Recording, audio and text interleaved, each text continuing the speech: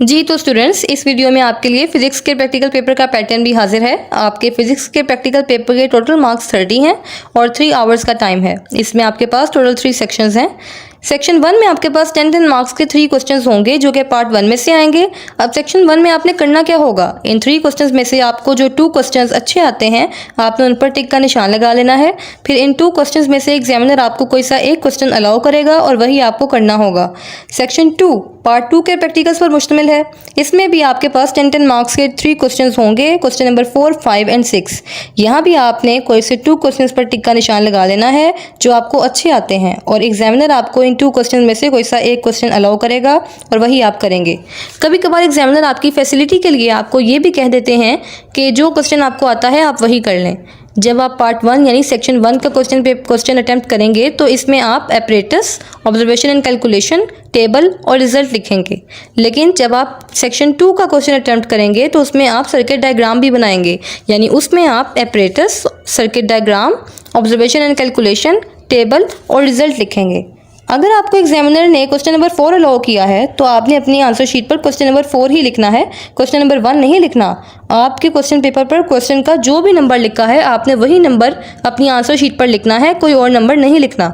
अगर आपको एग्जामिनर ने वो प्रैक्टिकल अलाउ किया है जो आपको इतना अच्छा नहीं आता, दूसरा वाला आपको ज़्यादा अच्छा आता था, तो आप एग्जामिनर से रिक्वेस्ट भी कर सकते हैं कि ये क्वेश्चन मुझे ज़्यादा अच्छा आता है, तो एग्जामिनर आपको वो क्वेश्चन अलाउ कर देगा जो आपको ज़्यादा अच्छा आता है। सेक्शन 3 क्वेश्चन नंबर 7 और 8 पर मुश्तमिल है। क्वेश्चन नंबर 7 ग्राफ्स का क्वेश्चन है। यहाँ पर आपके पास 2 ग्राफ्स आएंगे, एक ग्राफ पार्ट 1 में से और दूसरा ग्राफ पार्ट 2 में से आएगा।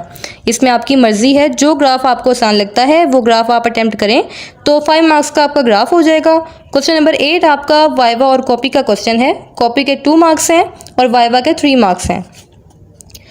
जहाँ तक परफॉर्मेंस की बात है तो वहाँ आपसे परफॉर्मेंस करवाई जाएगी और आप अपनी परफॉर्मेंस के हिसाब से रीडिंग्स लिखेंगे। आपकी परफॉर्मेंस के भी मार्क्स होते हैं, लेकिन अगर वो आपसे परफॉर्मेंस नहीं करवाते तो आपको खुद भी एक्सपेरिमेंट्स के हिसाब से उसके करीब करीब रीडिंग्स याद होनी चाहिए।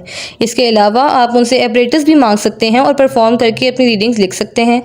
जब आप ग्राफ बनाएं या जब आप परफॉर्मेंस कर रहे हों तो आपने बार बार एग्जामिनर के पास जाकर दिखाना है कि ये देखें मैंने ग्राफ बना लिया है, ये देखें मेरा ये रिजल्ट आया है कि मेरी ये रीडिंग्स आई हैं। आपने एग्जामिनर के सामने अपीयर होना है। इस तरह एग्जामिनर की नज़रों में आप आएंगे और एग्जामिनर आपको अच्छा बच्चा समझेगा और आपको वो मार्क्स दे देगा, बल्कि वो खुद आपका रोल नंबर पूछेगा कि बेटा आपका रोल नंबर क्या है और आपके मार्क्स लगा देगा।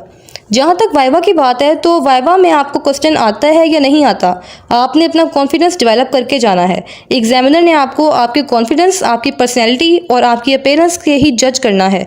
आपने बिल्कुल भी कंफ्यूज नहीं होना। तो ये था फिजिक्स का प्रैक्टिकल पेपर का पैटर्न। अगर आपको अभी भी कोई बात पूछनी हो तो आप कमेंट सेक्शन में पूछ सकते हैं। मुझे उम्मीद है कि इस वीडियो से आपकी कन्फ्यूजन क्लियर हुई होंगी। चलें अब मुझे इजाज़त दीजिए। अल्लाह हाफिज़।